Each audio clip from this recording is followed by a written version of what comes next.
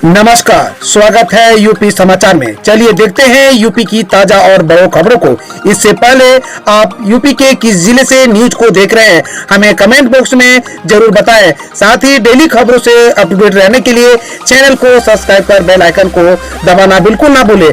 आज का like M 100 है, उम्मीद करते हैं आप इसे पूरा करेंगे। यूपी के इस जिले में 30 सितंबर तक धारा 144 लागू, जानिए किन बातों का रखना होगा ध्यान। यूपी के जौनपुर के जिलाधिकारी मनीष कुमार वर्मा ने विश्वविद्यालय एवं प्रतियोगी परीक्षाओं तथा आगामी त्योहारों को देखते हुए जिले में कानून व्यवस्था बनाए रखने के लिए 30 सितंबर तक धारा 144 के तहत निषेधाज्ञा लागू कर दी गई है। डीएम वर्मा के अनुसार कोरोना संक्रमण को रोकने की दृष्टि से विधि एवं शांति व्यवस्था बनाए रखने के लिए विभिन्न विश्वविद्यालय एवं प्रतियोगी परीक्षाओं के अलावा आगामी त्योहारों के मद्देनजर दंड प्रक्रिया संहिता की धारा 144 के तहत प्रदत्त शक्तियों का प्रयोग करते हुए जौनपुर जिले की सीमाओं में तत्काल प्रभाव से निषेधाज्ञा लागू कर दी गई है। जौनपुर जिले की सीमाओं के तहत सभी शहरी ग्रामीण क्षेत्र में तत्काल प्रभाव से लागू हो गई है। उन्होंने बताया कि यह आदेश उन समस्त व्यक्तियों को संबोधित है जो सामान्य रूप से इन क्षेत्रों में निवास करेंगे अथवा आवागमन करेंगे। अखिलेश यादव ने कहा कि महान दल और सपा मिलकर यूपी में बहुमत की सरकार बनाएगी। आगामी यूपी विधानसभा चुनाव में भाजपा को सत्ता से बाहर करने का सपना देख रही समाजवादी पार्टी छोटे राजनीतिक दलों के साथ गठबंधन करने को तैयार है। इसी के चलते सपा की सहयोगी पार्टी महान दल ने कोलकाता सम्मेलन बुलाया। इस सम्मेलन में अखिलेश यादव ने भी शिरकत की। पूर्व मुख्यमंत्री ने कहा कि महान दल और समाजवादी पार्टी मिलकर उत्तर प्रदेश में बहुमत की सरकार बनाएंगे।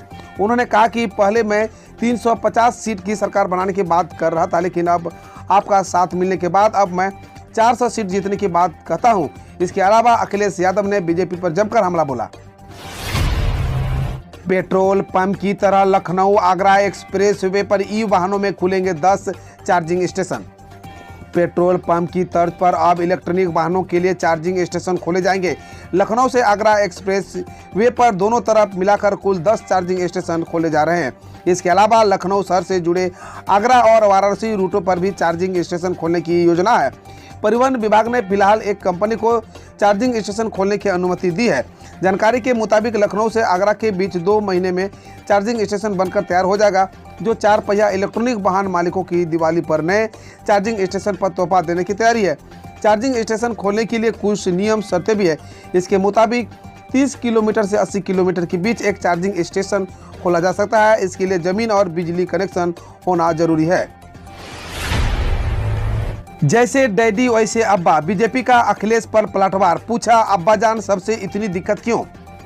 मुख्यमंत्री योगी आदित्यनाथ द्वारा अखिलेश यादव के पिता मुलायम सिंह यादव को अब्बाजान कहने के का मामला सियासी तूतू में तब्दील होता नजर आ रहा है। अखिलेश के मुख्यमंत्री द्वारा मुलायम सिंह यादव के लिए अब्बाजान शब्द का इस्तेमाल किए जाने से खपा है तो प्रदेश सरकार के प्रवक्ता सिद्धार्थनाथ सिंह ने पलटवार किया है। उन्होंने कहा कि अखिलेश यादव को अब्बाजान शब्द से क्या दिक्कत है, यह समझ से परे है। अब्बाजान उर्दू का एक मीठा शब्द है जिससे पिता को डैडी कहा जाता है, वैसे ही अब्बा। अखिलेश मुलायम सिंह को पिता तो कहते नहीं, असल में उन्हें शब्द ही समझ में नहीं है। राजभर ने कहा, सपा यदि छोटे दलों से समझौता कर ले तो पूर्वी उत्तर प्रदेश में भाजपा का एक भी सीट नहीं मिलेगी। सुहेल देव भारतीय समाज पार्टी के अध्यक्ष ओम प्रकाश राजभर ने दावा किया है कि अगर समाजवादी पार्टी केवल छोटे दलों से समझौता कर ले तो आगामी विधानसभा चुनाव में पूर्वी उत्तर प्रदेश में भाजपा को एक भी सीट नहीं मिलेगी। सुभाषपा अध्यक्ष एवं उत्तर प्रदेश सरकार के पूर्व मंत्री राजभर ने पीटीआई भाषा के विशेष बातचीत में कहा कि भारतीय जनता पार्टी की सरकार से पूरे राज्य की जनता में नाराजगी है। यदि समाजवादी पार्टी आगे बढ़कर क्षेत्रीय पार्टियों और छोटी पार्टियों से समझौता कर ले तो चुनाव परिणाम बदल जाएगा। सपा के केवल हमसे समझौता कर ले तो मऊ, बलिया, गाजीपुर, आजमगढ़, जौनपुर, अंबेडकर नगर आदि जिलों में भाजपा का एक भी सीट नहीं मिलेगी। सिर्फ बनारस में 2 सीट पर लड़ाई लड़ेगी। पश्चिम यूपी में धर्मांतरण पलायन रोकने के लिए बीएचपी ने दिया पलायन नहीं पराक्रम का मंत्र। विश्व हिंदू परिषद ने मेरठ में पश्चिम उत्तर प्रदेश की कार्यशाला का आयोजन किया। इस कार्यशाला में बीएचपी के द्वारा पश्चिम उत्तर प्रदेश में धर्मांतरण और पलायन की समस्या को रोकने के लिए सभी लोगों को एकजुट होने की अपील की है और पलायन नहीं पराक्रम का मंत्र संकल्प लिया। इस कार्यक्रम में केंद्रीय संयुक्त महामंत्री डॉक्टर सुरेंद्र जैन ने कहा कि विश्व हिंदू परिषद मेरठ प्रांत ने निश्चित किया है कि अब प्रांत में किसी भी हिंदू परिवार की प्रताड़ना नहीं होगी। पूरे प्रदेश में लगभग 70 से अधिक संवेदनशील स्थानों की पहचान की गई है, जिन स्थानों के हिंदू समाज के लोगों को आत्मरक्षा हेतु पूर्ण रूप से सक्षम बनाया जाएगा और शेष सक्षम हिंदू समाज उन हिंदू परिवारों की सुरक्षा की चिंता करेंगे। यह भी तय किया गया है कि पूरा हिंदू समाज उन सभी हिंदू परिवारों के साथ कंधे से कंधे मिलाकर साथ खड़ा होगा। योगी सरकार का ऐलान, रक्षाबंधन पर बहनों के रोडवेज बसों में मुफ्त यात्रा के साथ मिलेगा गिफ्ट।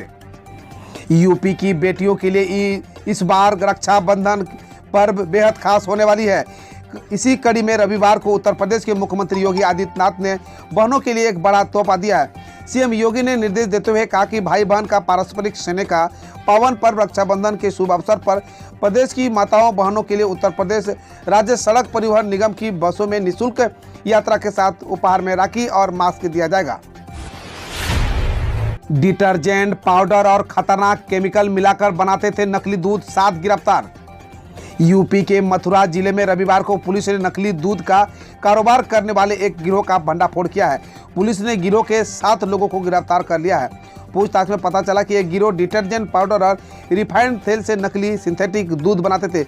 इसके बाद टैंकरों में भरकर यूपी से लेकर दिल्ली तक सप्लाई करते थे। पुलिस ने 10,000 लीटर नकली जहरीला सिंथेटिक दूध का एक बहुत बड़ा खेप बरामद किया है।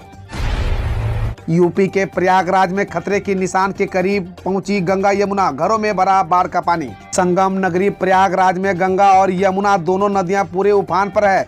दोनों नदियां बमुश्किल डेंजर लेवल में करीब पहुंच गई है। गंगा और यमुना नदियों का पानी प्रयागराज के कई निचले इलाकों में भर गया है, जिससे लगातार लोग इन इलाकों से पलायन कर रहे हैं। प्रयागराज के छोटा बघाड़ा और सलोरी इलाके में बीते 4 दिनों से लगातार जल भराव की समस्या बनी हुई है। इस इलाके के सैकड़ों मकान एक मंजिल तक पानी में डूब गया और कई परिवार अपने घरों को बंद करके सुरक्षित स्थानों पर या बाढ़ राहत शिविरों में जा पहुंचे गए। टोक्यो ओलंपिक हुआ समाप्त, जानिए पदक तालिका के बारे में। टोक्यो ओलंपिक रविवार को समाप्त हो गया। भारत इस बार कुल 7 मेडल जीते, इसमें से 1 स्वर्ण, 2 रजत और 4 कांस्य पदक शामिल है। भारत पदक तालिका में 48वें स्थान पर रहा। अमेरिका 39 गोल्ड के साथ टॉपर है और उसने सबसे ज्यादा 113 पदक हासिल की। दूसरे स्थान पर चीन 88 और तीसरे स्थान पर जापान 58 है। टोक्यो ओलंपिक में 65 देशों और राष्ट्रीय ओलंपिक समितियों ने कम से कम 1 गोल्ड मेडल अपने नाम किया।